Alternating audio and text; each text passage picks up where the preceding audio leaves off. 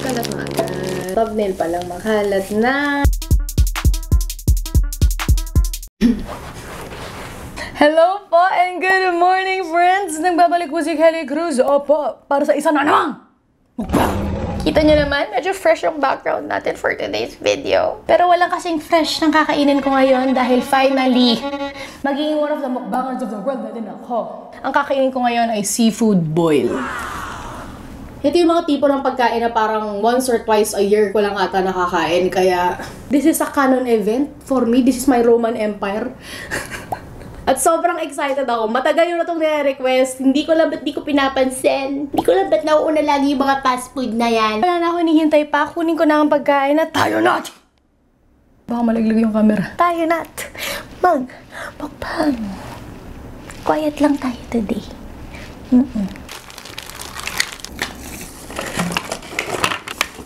Wow! Bago ako magsimula, like usual, sabihin ko muna isa-isa kung anong meron ako dito ngayon. Crabs, tahong, napakaraming tahong. May scallops, squid, may patatas, may mga mais. At hindi ko na alam kung ano yung iba. Lahat ng to nabili ko sa dalawang restaurant. Yung isa sweet and spicy at yung isa naman spicy lang. At nakikita ko naman sa ibang mga mukbanger, yung kinakain nilang seafood boil, Cajun flavor. So, bumili din ako ng extra Cajun sauce. Galing ata sa restaurant na to. Alam mo, hindi ko na alam eh. Napaghalo na sila eh. Hindi, lumipat lang naman yung isang alimango dyan. For the thumbnail, you know. Quick disclaimer lang pala, expert ako sa katakawan at sa mga fast food, sa manok. Pero pagdating sa seafood, medyo mahina tong Kelly natin eh. Medyo hindi ako magaling maghimay, kaya sige, judge nyo lang ako all you want. Kanina pa ako natatakam dito at habang mainit-init pa, simulan ko na, friends.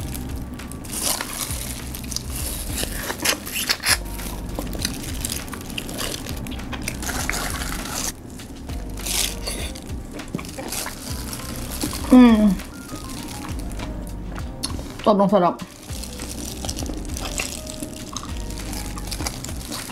Pwede bang hindi mag-gloves? Meron mga amoy sibuyas, na tahong, na isda. Mag-aamoy Pacific Ocean ang kamay ko mamaya.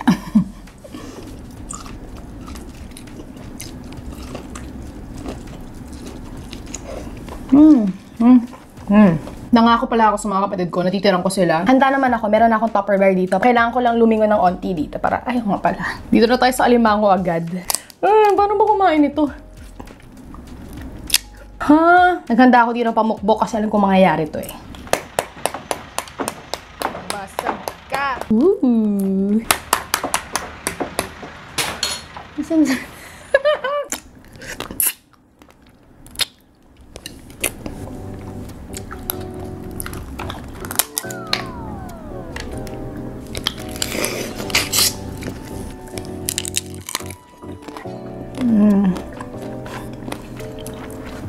Kaya hindi ako masyado madalas kumain o mag-order ng mga seafood kasi kita nyo ba kung paano ko hinimay yun?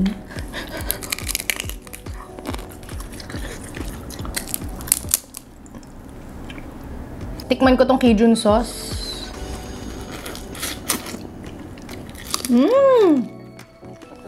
Ala, kasosyal nung lasa niya.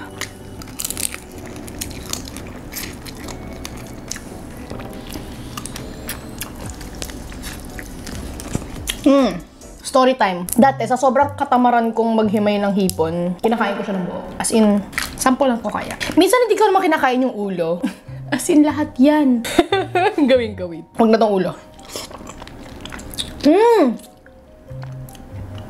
Ang sarap ng sauce na to. Mas gusto ko to kaysa dito. Pero masarap din siya. Pero ito kasi may anghang. Kadalasan ganito gagawin ko. Dali, kuha muna ako sauce. Ganyan. Balot na balot pa si te. What?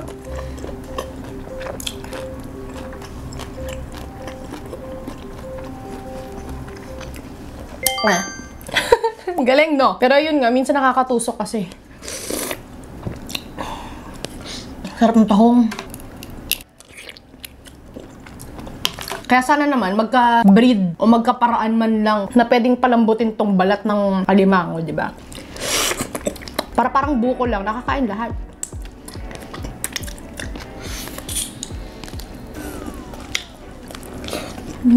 Parang pagkatapos nito, mapapadalas na yung kain ko ng seafood.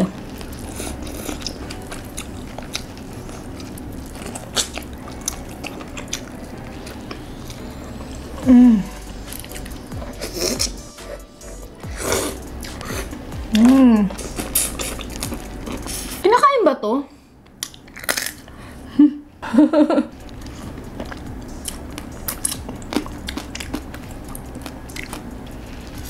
Worth it ba na mabasag yung ngipin ko para makuha yung kakaparangot na laman sa loob? Parang hindi. Nag-braces tayo for what?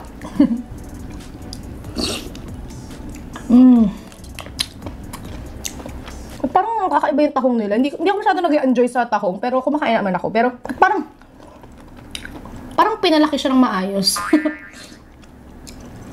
Sinong magulang mo? Mahusay. Mema. Dito naman tayo sa squid. Tama ba na kinakamay ko to? Parang kalat ko tignan.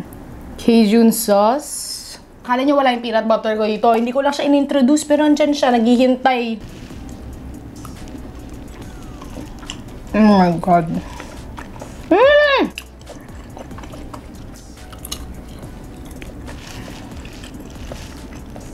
Noon dati parang nabibirduhan ako. Ba't may patatas na naliligaw doon? Hindi naman yan nilaga. Tapos, gets! Bagay nga sila.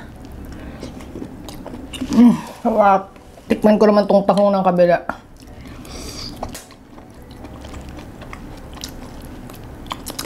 Parang matigas. Next, ito. Scallops ba to? Clams. Shellfish. Ang sarap nito ang anghang! Harap. For my drinks, meron po ako ditong root beer, pati peanut butter. Charot.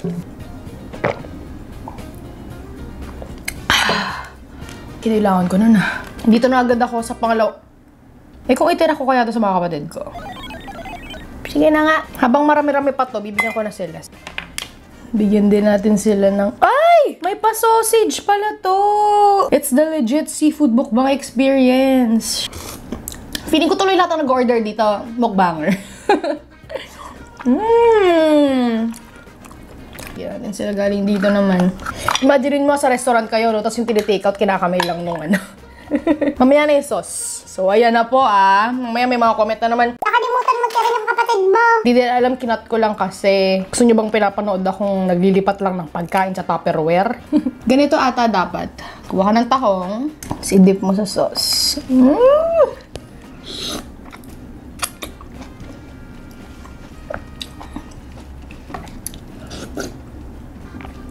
Ayun o. Nakakainin yan. Para siyang rose. Aray.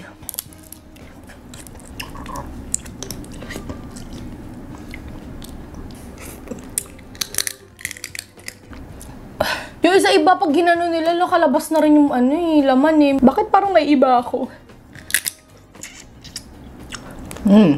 Hawa ko Pwede bang lahat ng next mukbang ko ito? Pwede ba na kahit nag-seafood boil ako ngayon, yung comment nyo pa rin, Ate Kelly, seafood boil next? Pwede ba yun?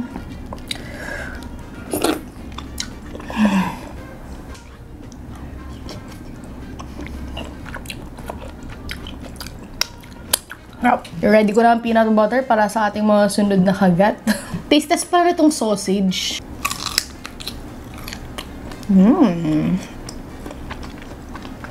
Parang gets ko yung mais pati yung patatas, pero bakit sausage?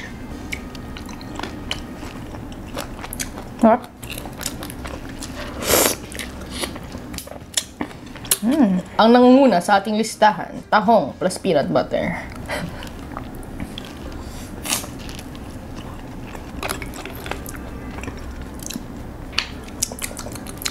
Parang may nalaglag lang na tahong sa loob. Ganun yung datingan niya. Ang daming nalaglag. Kaya pala ang daming walang laman Harap. Next, ito namang clams.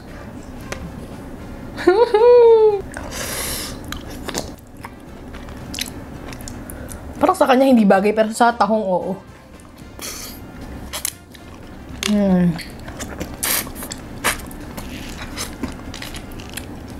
Binabalatan. Hayaan na sa kagawan niya kanina. Kipon plus peanut butter. Oh my God. Taste test.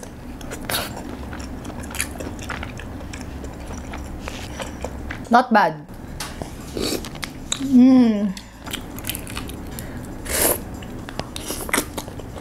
Parang nilulunok ko lang, no? Kaya hindi ako pwede mag-ASMR kasi hindi ko nginunguya. Medyo may disconnect yung Kelly pati Chusek. Patatas plus Cajun sauce.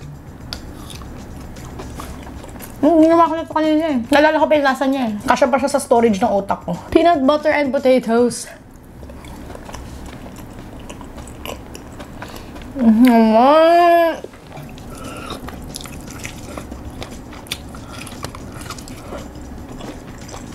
Hindi ko na gagawin yung corn plus peanut butter kasi kakagawa ko lang yun sa huling mukbang ko. Which is yung ihaw-ihaw mukbang. Kung hindi nyo pa yung napapanood, go watch.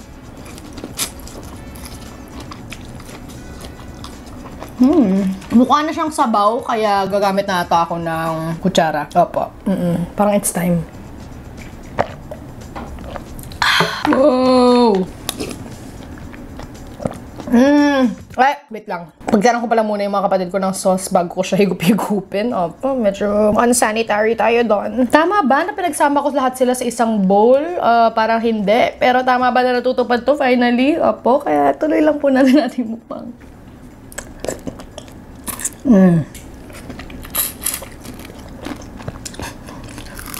Kaya ko nilagay yung balat. Sorry na. Sana pala hindi natutusok yung bituka ko, no? Kasi hindi naman natutusok yung bibig ko. Pero hala. Bahala ka dyan, Kelly. Ang sarap ng sauce. Sumarap lalo.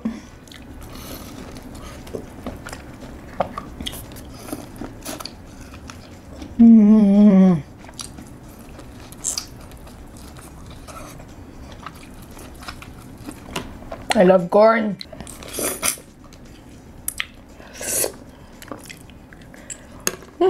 Nga pala, bago ko to i-film, ba't may scallop sa loob? Bago ko mag-film nito, sinigurado ko na wala akong sipon. Kasi nga, pag nanonood ako ng mga seafood mukbang, very ASMR siya eh. Nakakatakam pakinggan. Imagine ninyo, kumakain ako nito, tas puro singhot eh. Para sana next time mo na lang ginawa. Pati si Tirizin, inunahan ko na. Dati pala, kaya hindi ako masyadong madalas kumakain ng seafood. Kasi parang may isang taon sa buhay ko na naging allergic ako sa kanya. As in, namula yung buong katawan ko. Parang nahirapan akong huminga. Pero nawala naman na. Kita nyo naman. Kung hindi na-post yung video to, edi alam nyo na. Pero ayun, luckily, saglit lang siya. Pina-experience lang sa akin. At ayan, pina-experience lang din sa akin na walang laman yung mga tahong. Kaya itong sauce na to, pwede rin siyang sabaw ng tahong. Mussel soup. Ba't may balat ng alimango dun? Ito, huwag nyo sabihin nakakain nyo pa to. Huwag nyo sabihin marami pang laman dito.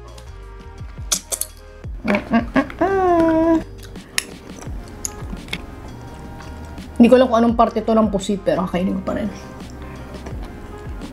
Nakatakot. Narap. Wala talaga eh! Bakit payatot tong nakuha ko? Bakit skinny legend tong crab natin? Loko.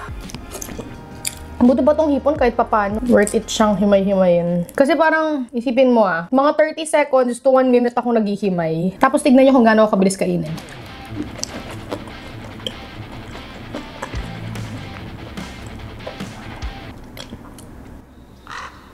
Wala pa atang 10 seconds yun. Kaya parang, worth it ba? Kaya suking-suki ako sa fast food eh. Kasi literal na fast food siya eh.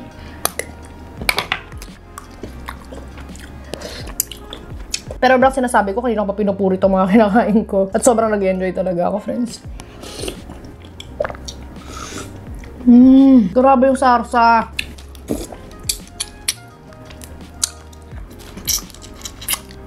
Madalas din pala, pag kumakain ako ng hipon, pag inuulam namin sa bahay namin, siya yung nakalatag. Yung nakabukaka na yung nakahiwa sa gitna.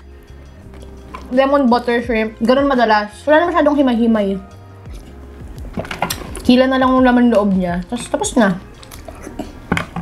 Kaya tuloy, pag ganito, tinatamad talaga ako.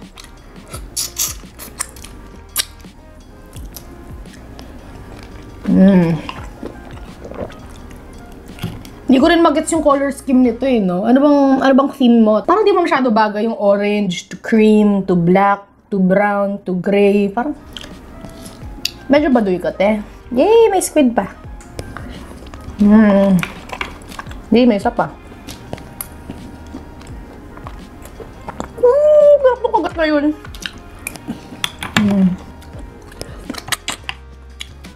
Down to our last one shrimp at 4 na tahong. Best naman. Edit na naman pagkatapos nito. Papanoorin ko na naman yung sarili ko, kainin to. Kung makareact, alam mo, first bite eh, no? Last tahong. Hala, last tahong nang ayaw pa magpakain. Hoy! Napuputulan pa ako ng koko. Hindi ko ata ito na-try na may Cajun sauce. Hindi masyado bagay. Sarap! Medyo good idea din na pinaghalo ko yung sauce kasi bagay sila eh. Kahit magkaaway sila, bagay sila. Pag ganito yung mga last bite natin, ha? Yung magpakain. Last bite for today's vlog!